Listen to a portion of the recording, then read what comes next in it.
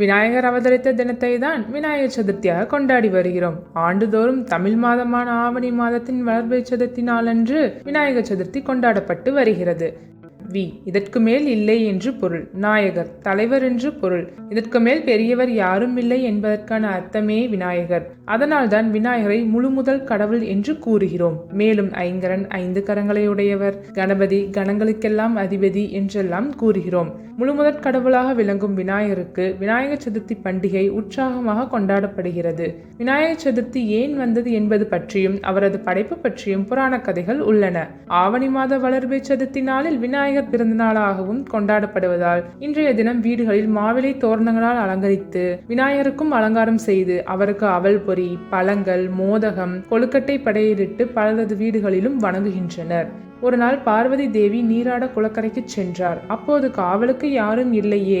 தனக்கென ஒரு காவலன் இருந்தால் எப்படி இருக்கும், அதுவே தானே உருவாக்கினால் எப்படி இருக்கும் என நினைத்து தான் கொண்டு சென்ற மஞ்சளார் ஒரு ஆண் குழந்தை உருவத்தை பிடித்தார். அதற்கு உயிர் கொடுத்தார். அந்த குழந்தையிடம் தான் நீராடச் செல்கிறேன், எனக்கு காவலாக இரு, உள்ளே யாரையும் அனுமதிக்காதே என்று கூறிவிட்டு சென்றார். மிகவும் பொறுப்புடன் காவல் காத்து கொண்டிருந்த கணேசன் அப்போது அங்கு வந்து சிவபெருமான் உள்ளே நுழைய முயன்றார். ஆனால் பாலகனே பார்வதி தேவி மணாளன் என தெரியாமல் தடுத்தார். அவர் எடுத்து கூறியும் தன் தாய் உத்தரவை யாரும் மீற முடியாது என கூறி சிவனை தடுத்தார். ஆனால் கோபமடைந்து தன் பரசுவால் சிறுவனின் தலையை வெட்டினார். பின்னர் உள்ளே சென்ற ஈசனை பார்த்து, எப்படி உள்ளே வந்தீர்கள், எனக்கு காவலாக நின்ற குழந்தை தடுக்கவில்லையா என்றார். சிவபெருமான், சிறுவன் தடுத்து என்னிடம் சண்டையிட்டான், அதனால் அவனின் தலையை துண்டித்து விட்டு உள்ளே வந்ததாக கூறினார்.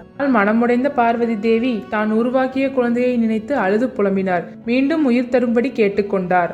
பூத கணங்களை அனுப்பி எந்த ஒரு குழந்தை தாய் வேறு திசையை நோக்கியும் பிள்ளை வடக்கில் தலை வைத்து படுக்கிறதோ அதன் தலையை வெட்டி எடுத்து வாருங்கள் என்று உத்தரவிட்டார்.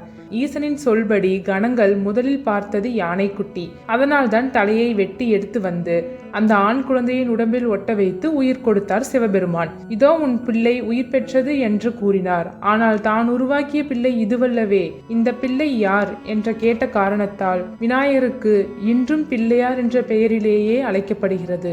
இந்து புராணங்களின் படி விநாயக பெருமான் முழுமுதற் கடவுளாக போற்றப்படுகிறார். மற்ற கடவுள்களை வழிபட துவங்குவதற்கு முன் விநாயகரை வழிபட வேண்டும் என்பது ஐதீகம். இவர் வாழ்வில் உள்ள அனைத்துக்கையும் நீக்கக்கூடியவராக கருதப்படுகிறார். விநாயகர் சதுர்த்தி நாளில் விநாயகரின் அருளை பெறுவதற்காக ஏராளமான பக்தர்கள் விரதம் இருந்து வழிபடுவது உண்டு.